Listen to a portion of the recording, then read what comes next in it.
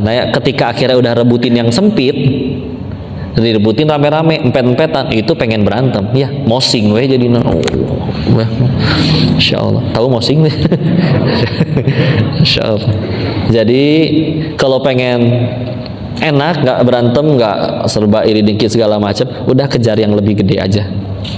Kadang punten ya, kalau ke desa-desa pernah ada kayak orang datang konsultasi, ngakunya mah cenah disantet. Di kamu teh disantetku siapa? Ini sama rekan kerja saya baru diamanahi jadi jaga toko. Akhirnya dia nggak suka, akhirnya saya disantet. Emang teh gaji jaga toko teh berapa? Ya Allah sih 3,5 juta sebulan. Kamu nyantet orang demi gara-gara pengen dapat 3,5 juta. Yang nyantet kamu gajinya berapa? 3 juta. Beda gope, kamu nyantet orang. Segitunya beneran. Ya Allah, rek naon atulah.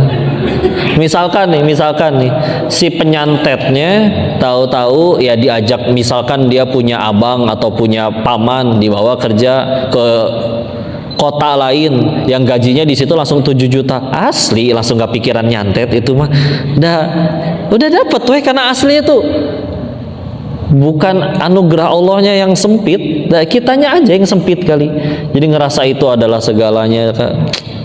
Kak udahlah, termasuk yang berantem rebutin cowok atau cowok berantem rebutin cewek, aduh ya tenang aja.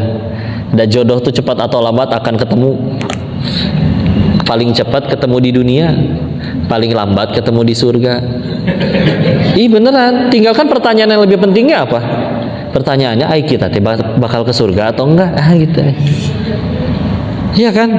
Ngelakuin segala, gak bisa kok saya harus lakuin segala macam cara, pinjem jaket temen, pinjem motor temen biar dia naksir. Kata Allah bukan jodohnya. Udah mah akhirnya malah lebih sibuk ngejar makhluk daripada pencipta makhluknya. Dapat enggak, surganya juga lepas, stres. Ya, berlaku semuanya. Contoh yang udah nikah, sekarang masalahnya ganti, misalkan pengen punya keturunan, cepat atau lambat akan ketemu kita tuh sama anak kita. Paling cepat di dunia, paling cepat di surga. Pertanyaan yang lebih penting sama lagi, kita teh bakal ke surga atau enggak? Jadi kita tuh harusnya lebih sibuk mikirin, layak nggak sih doa saya teh dikabul, layak nggak sih saya teh ditolong. Karena kalau yang dipikirinnya masih belum itu, itu capek luar biasa. Baik kalau surganya sekedar mulut orang doangan mah itulah ya. Pengen selalu kelihatan langsing, tiap foto tahan nafas, itu pegel luar biasa ya. Memang kelihatan langsing, begitu dilihat kenapa wajah saya biru begini ya? Iya kan antum ngap itu namanya ya. Capek, tenang aja ya. Anggaplah misalkan, tapi kok wajar dong, emang aku nggak boleh pengen punya uang lebih banyak, nanti bisa beli handphone yang bagus, kendaraan yang lebih bagus? Boleh mah boleh, tapi kalau menganggap mulia dan bahagia dari situ, asli repot. Contoh ya, gaji misalkan UMR Bogor berapaan ya, 4, berapa gitu ya, anggaplah misalkan 4 juta gitu ya.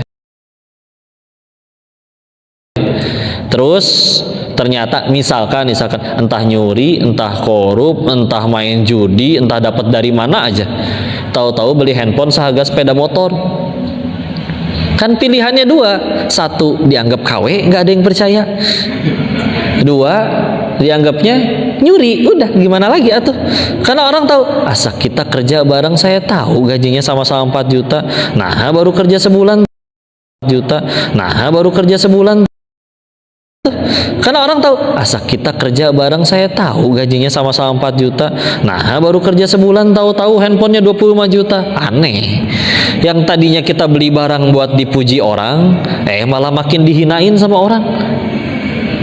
Kan gampang kayak punten ya, koruptor juga barangnya branded semua, tapi dah kita menganggapnya tidak hormat. Naon nyolong eta mah, maling sama ya.